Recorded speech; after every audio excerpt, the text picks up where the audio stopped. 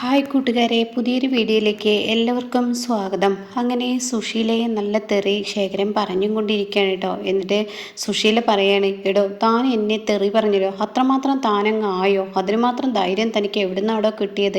ഈ സുശീലയുടെ അടുത്ത് താൻ എന്തായാലും ഇങ്ങനെയുള്ള തെറികളൊന്നും പറയണ്ട. നീ എൻ്റെ വീട്ടിലെ അടിമയെ പോലെ ജീവിക്കേണ്ടവനാണ്, അത് നീ ഓർത്തോ എന്ന് പറയുമ്പോൾ, അതെ ഞാനിവിടെ വന്നത് മുതൽ ശ്രദ്ധിക്കുകയാണ്, എൻ്റെ മക്കൾക്ക് നീ ഒരു മനസ്സമാധാനം കൊടുക്കുന്നില്ല. എന്നാൽ ഇത്രയും കാലം നിന്റെ അടിമയായി ഞാൻ ജീവിച്ചത് എന്തുകൊണ്ടാണെന്നറിയോ? ഞാൻ ചെയ്ത തെറ്റിന്, അറിഞ്ഞോ അറിയാതെ ചെയ്ത തെറ്റിന ആ ഒരു ശിക്ഷയാണ് നീ എനിക്ക് തരുന്നത് എന്ന് ഞാൻ അങ്ങ് വിചാരിച്ചിരുന്നു. പക്ഷേ ഇപ്പോൾ എൻ്റെ മക്കൾക്ക് നീ ഒരു സൗകര്യം കൊടുക്കുന്നില്ല എങ്കിൽ ഈ സുശീലെ നിന്നെ വരച്ച വരയിൽ നിർത്താൻ എനിക്കറിയാമെന്ന് പറയാം കേട്ടോ. എടോ അത് താൻ എൻ്റെ അടുത്ത് വേണ്ട, എൻ്റെ 3 മക്കളുടെ അടുത്തും വേണ്ട. 3 മക്കളല്ല, 2 മക്കളുടെ അടുത്ത്. അതിൽ മൂത്തവനെ നീ എവിടുന്നോ പിടിച്ച് കൈ പിടിച്ച് കൊടുത്തതാണ്. അതിനെയും കൊണ്ട് നീ അങ്ങ് പടിയിറങ്ങിക്കോ. ഈ വീടിൻ്റെ പ്രമാണം എൻ്റെ പേരിലാണ്, അതുകൊണ്ട് തന്നെ ഇന്ദ്രൻ ഉണ്ടാക്കിയതാണെങ്കിലും ഈ വീടും കിട്ടത്തില്ല. പിന്നെയുള്ളത് 2 മക്കളാണ്. ആ മക്കളുടെ തന്ത നീയല്ലെന്ന് ഞാനങ്ങ് പറഞ്ഞു കഴിഞ്ഞാൽ പിന്നെ നിനക്ക് എന്ത് ചെയ്യാൻ പറ്റും എന്ന് ശേഖരനോട് ചോദിക്കുമ്പോൾ ശേഖരൻ ആകെ പെട്ടുപോയിട്ടോ. തനിക്കതിനൊരു മറുപടി ഇല്ല. താൻ എന്തുത്തരമാണ് അവിടെ പറയുകയെന്ന് അറിയില്ല. അങ്ങനെ ശേഖരൻ പകച്ചു നിൽക്കുമ്പോൾ, എന്താടോ ഞാൻ ചോദിച്ചതിന് ഒരു മറുപടി നിനക്ക് പറയാനാവില്ലേ? താൻ എന്താടോ എന്നോട് മിണ്ടാത്തത്? താൻ എന്താ ഈ സുശീലയെ കുറിച്ച് വിചാരിച്ചിരിക്കുന്നത്? താൻ എന്നെ അങ്ങ് ഭരിക്കാന്നോ? അത് എൻ്റെ അടുത്ത് നടക്കില്ലടോ എന്ന് പറഞ്ഞിട്ട് സുശീല അകത്തോട്ട് കയറുമ്പോൾ ഉടൻ തന്നെ ശേഖരൻ പറയാണ്, എൻ്റെ മക്കൾക്ക് നീ യാതൊരുവിധ സമാധാനവും തരില്ലെങ്കിൽ ഞാൻ നിന്നെ അങ്ങ് തീർത്തിട്ടാണെങ്കിലും എടോ അതിന് മുന്നേ തന്നെ ഞാൻ തീർക്കടോ, അത് താൻ ആലോചിച്ചത് നന്നേന്ന് പറഞ്ഞിട്ട് സുശീല അകത്തോട്ട് കയറി പോകുമ്പോൾ ഇതെല്ലാം ശേഖരൻ കണ്ട സ്വപ്നമായിരുന്നു. മദ്യം കുടിച്ച് ആ ഒരു ലഹരിയിൽ കിടക്കുന്ന സ്വപ്നം. അപ്പോഴേക്കും സുശീല മുഖത്ത് വെള്ളം തെളിക്കുന്നു. അയ്യോ, കണ്ണു തുറന്നപ്പോൾ സുശീല അയ്യോ താൻ തൻ്റെ വായ കൈ മുഖത്ത് വെച്ച് നോക്കുകയാണ്. എന്നിട്ട് എൻ്റെ വായക്ക് മണമുണ്ടോ എന്ന് ശ്രദ്ധിക്കാൻ എനിക്കൊരു പേടി വരികയാണ്. ശേഖരൻ ഇങ്ങനെ ഉൾഭയം വന്ന് സുശീലയെ കാണുമ്പോൾ കിടികിടാ വിറക്കുന്നു. എന്നിട്ട് സുശീലെ അത് പിന്നെ ഞാൻ എന്നൊക്കെ പറയുമ്പോൾ താൻ എന്താണ് ഇവിടെ കിടന്ന് കാട്ടിയത്? അത് സുശീലെ ഞാൻ അറിയാതെ ഉറങ്ങിപ്പോയതാണ് എന്ന് പറയുമ്പോൾ താനേ അത് സുശീലെ നീ എന്നോട് ക്ഷമിക്കണം. താനേ വിളിച്ചപ്പോൾ വിളി കേട്ടില്ല, അതുകൊണ്ട് അത് സുശീലെ ഞാനൊരു തെറ്റ് ചെയ്തു. സുശീലെ ഞാൻ എന്തെങ്കിലും ഉറക്കത്തിൽ പിച്ചപ്പഴയെ നിന്നെ പറഞ്ഞിട്ടുണ്ടെങ്കിൽ നീ എന്നോട് ക്ഷമിക്കണേ. അത് കേൾക്കുന്ന സുശീല താൻ എന്താ പറഞ്ഞതെന്ന് ഞാൻ കേട്ടില്ല, പക്ഷെ താൻ എന്നെ ചീത്ത വിളിക്കുന്നതായി എനിക്ക് തോന്നി. സുശീല അത് ഉറക്കത്തിലാണല്ലോ, എന്നാൽ ഞാൻ കേട്ടിട്ടില്ലെങ്കിൽ സുശീല ഞാൻ പറഞ്ഞിട്ടുമില്ല. ഇതെവിടെ വെച്ച് നിർത്തിയേക്കോ? ആയിക്കോട്ടെ. എന്താണ് തനിക്കൊരു കള്ളത്തര? ഒന്നുമില്ല സുശീല, ഈശ്വര രക്ഷപ്പെട്ടു. ഞാൻ മദ്യപിച്ചത് അറിഞ്ഞില്ല എന്ന് തോന്നുന്നു. എന്തായാലും രക്ഷപ്പെട്ടു. അയ്യോ പാപ്പൊക്കെ സോന നോക്കി നിൽക്കുന്നുണ്ട് കേട്ടോ. അപ്പോഴേക്കും സോന തുറച്ചും കൊണ്ടുവരികയാണ്. എന്താണ് അമ്മ അവിടെ നോക്കി നിൽക്കുന്നത്?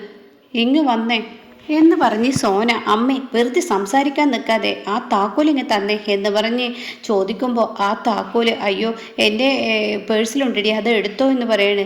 എന്നിട്ട് അത് എടുത്തു പോകുമ്പോൾ എന്താണ് തൻ്റെ മുഖത്തൊരു ബന്ധികോട്?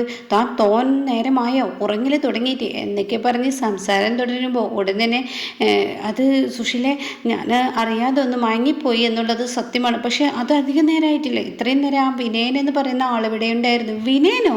അതെ, വിനയൻ ഇവിടെ ഉണ്ടായിരുന്നു. വിനയൻ എന്തിനാ ഇവിടെ വന്നത്? അത് പിന്നെ വിനയൻ ഇവിടെ ഉണ്ടായിരുന്നു. അത് കേട്ട ഉടൻ തന്നെ വിനയൻ എന്തിനാ വന്നത് അതെനിക്കറിയത്തില്ല. താൻ എന്തോ ചെയ്തു കൊടുക്കാമെന്നോ എന്തൊക്കെയോ സുശീല പറഞ്ഞിരുന്നല്ലോ, അതിനെക്കുറിച്ച് സംസാരിക്കാനാണ്. സുശീല ആൻറ്റിയെ കാണണമെന്നൊക്കെ പറഞ്ഞിട്ടാണ് വിനയം വന്നത്. ആയിക്കോട്ടെ ശരി. വേറൊന്നും തന്നോട് വിനയം പറഞ്ഞില്ലല്ലോ? ഇല്ല, എന്നോടൊന്നും പറഞ്ഞില്ല സുശീല. എന്നാൽ താൻ ഇനി കിടന്ന് ഉറങ്ങാനൊന്നും ശ്രമിക്കണ്ട. അവിടെ ആ അലക്കുകല്ലിൻ്റെ സൈഡിൽ ഓവ് ചാലുണ്ട്, അത് ക്ലീൻ ചെയ്യാനുണ്ട്, അങ്ങോട്ടേക്ക് വാ, ഞാനേ ഈ ഡ്രസ്സൊക്കെ ഒന്ന് മാറ്റട്ടെ എന്ന് പറഞ്ഞിട്ട് സുശീല അങ്ങ് അകത്തോട്ട് ചെല്ലുമ്പോൾ സോനയുടെ വക കിടകിട വഴക്കാണ് കേട്ടോ. സോന പറയണേ ഈ അമ്മ കാരണം ഇനിയിപ്പോൾ അടുക്കളയിലോട്ട് കയറണം. ഇന്നലെ ബിരിയാണി തന്നതുകൊണ്ട് ഒന്നും തന്നെ ചെയ്യേണ്ടി വന്നില്ല, ഇന്നിപ്പോൾ എന്ത് ചെയ്യും എന്ന് ചോദിക്കുമ്പോൾ എടി മിണ്ടാതെ നിൽക്കടി, ഇത് ഉണ്ടാക്കാം, ഞാനും കൂടി സഹായിക്കാൻ, നീ അടുക്കളയിലോട്ടാണ് കയറിക്കോ. എൻ്റെ വിധി ഇങ്ങനെ അടുക്കളയിൽ കയറി നരകിക്കലാണ് എൻ്റെ വിധി. എനിക്കൊരു കാലം ഈ വീട്ടിൽ നിന്ന് മോചനം ഉണ്ടാവില്ല, അതാണ് ഞാൻ അനുഭവിച്ചു കൊണ്ടിരിക്കുന്നത്. ഈ അമ്മ കാരണമാണ് എനിക്കിതൊക്കെ ഉണ്ടായത്. 2 മരുമക്കളെ അവരുടെ വീട്ടിലോട്ട് പറഞ്ഞയച്ച് എന്നെ വിട്ടിട്ട് കഷ്ടപ്പെടുത്തുന്ന കണ്ടില്ലേ? എടി നീ ഒന്ന് ക്ഷമിക്കടി, ഞാൻ പറഞ്ഞതല്ലേ ആ മനുഷ്യനെ ഇങ്ങോട്ടേക്ക് കയറ്റാന്നാണ്. നമ്മൾ വരുമ്പോഴേക്കും ആ ഭക്ഷണം ഉണ്ടാക്കി വെച്ചാൽ അതുകൊണ്ട് എടുത്ത് കഴിച്ചാൽ മതിയായിരുന്നു. ഇപ്പം എന്തൊരു കഷ്ടമാണ് ഈ അമ്മയെ കൊണ്ട്. എടി ഞാൻ ഒന്നും കാണാതെ പിന്നെ അഴുക്ക് ചാനലോ ഓവ് ചാനലോ ആ ചാനലോ ഈ ചാലെന്നൊക്കെ പറഞ്ഞിട്ട് അമ്മയ്ക്ക് വൃത്തിയാക്കാൻ കഴിയും, എന്നാൽ അടുക്കളയിൽ ജോലി ചെയ്യാൻ പറ്റത്തില്ല. എന്തൊരു സ്വഭാവമാണ് അമ്മയുടെ, അതത്ര അന്തസ്സാണോ എന്ന് ചോദിക്കുമ്പോൾ ഉടൻ തന്നെ പറയണം, അടി അന്തസ് നോക്കിയിട്ടല്ല ഞാൻ ഓരോന്ന് അയാളെ കൊണ്ട് ചെയ്യിപ്പിക്കുന്നത്. അയാൾ അത്രയും കിടന്ന് കഷ്ടപ്പെടുമ്പോൾ ഈ വീടിന് വെളിയിലോട്ട് പോകണം എന്നുള്ളൊരു തോന്നൽ അയാളിൽ വരും. അത് മണ്ണാങ്കട്ടയാണ് അമ്മയെ വരുന്നത്, അല്ലടി അത് വരും, വന്നില്ലെങ്കിൽ ഞാൻ വരുത്തും, അതൊക്കെ അമ്മയുടെ തോന്നലാണ്. അയാൾ എന്ത് തന്നെ ചെയ്താലും ഇവിടെ നിന്ന് പോവില്ല. എടി നീ എന്തായാലും 2 ആഴ്ച ക്ഷമിക്കുക. 2 ആഴ്ച ക്ഷമിച്ചിട്ടും ഞാൻ അയാളെ എത്രയും പീഡിപ്പിച്ചിട്ടും അയാൾ ഇവിടെ നിന്ന് പോകുന്നില്ലെങ്കിൽ അയാളെ ഞാൻ അടുക്കളയിലേക്ക് അങ്ങ് കയറ്റാം, അതോടുകൂടി പ്രശ്നം തീർന്നില്ല. അത് അടുക്കളയിൽ കയറിയാൽ നന്നായി, ഒരു 2 ആഴ്ച എന്നുള്ളത് 1 ആഴ്ച ആക്കി മാറ്റിത്തരാൻ പറ്റുമോ എന്നൊക്കെ പറഞ്ഞ് സോന പോവുകയാണ് കേട്ടോ.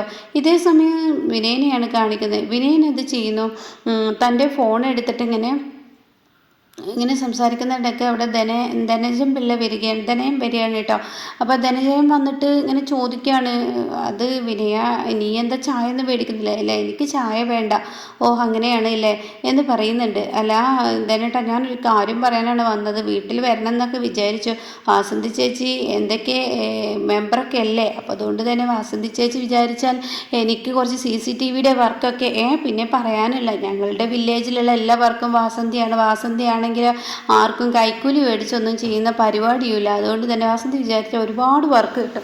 വാസന്തി എൻ്റെ ഭാര്യ ആയതുകൊണ്ടും ഞാൻ അവളുടെ ഭർത്താവായതുകൊണ്ടും ആളുകളുടെ ഇടയിൽ എനിക്കൊരു നിലയും വിലയാണ്.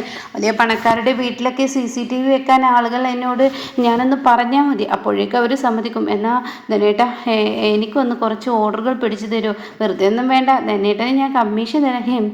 എന്താ നീ എന്നെക്കുറിച്ച് കരുതിയിരിക്കുന്നത്? കമ്മീഷനോ? അതൊക്കെ താൻ എന്തായി വിചാരിച്ചിരിക്കുന്നത്? അങ്ങനെയൊക്കെ പറയാൻ പാടും. ഞാനും നീയും തമ്മിലുള്ള ബന്ധം അങ്ങനെയാണ്. ഈ ധനൻ അത്ര മോശക്കാരനല്ല. ഒരാൾക്കൊരു ഉപകാരം ചെയ്തു കൊടുക്കുന്നതിന് കമ്മീഷൻ മേടിക്കുക എന്തൊന്ന് സംസാരമാണ് എന്നൊക്കെ പറഞ്ഞ് ധനൻ കൂടുതൽ സംസാരിക്കുമ്പോൾ ഉടൻ തന്നെ എന്നാൽ ശരി, കമ്മീഷൻ വേണ്ടെങ്കിൽ വേണ്ട എന്ന് പിന്നെ അപ്പോൾ പറയുമ്പോഴേക്കും ഉടൻ തന്നെ പറയണേ, അതെ നമുക്ക് ആ വാക്കങ്ങ് മാറ്റി ഷെയർ എന്ന വാക്കാക്കിയാലോ? അത് കേൾക്കുന്ന വിനയനാകെ പെട്ടു കേട്ടോ. എന്നിട്ട് പറയണേ, ഷെയർ ആവാം, ഞാൻ തനിക്ക് ഓർഡർ പിടിച്ചുതരാം, അത് പറ്റില്ലേ? മതി, എന്നാൽ അഡ്വാൻസ് ആയിട്ട് 2000 രൂപ തന്നെ. അങ്ങനെ 2000 രൂപ വിനയന് കൊടുക്കേണ്ടി വരിക.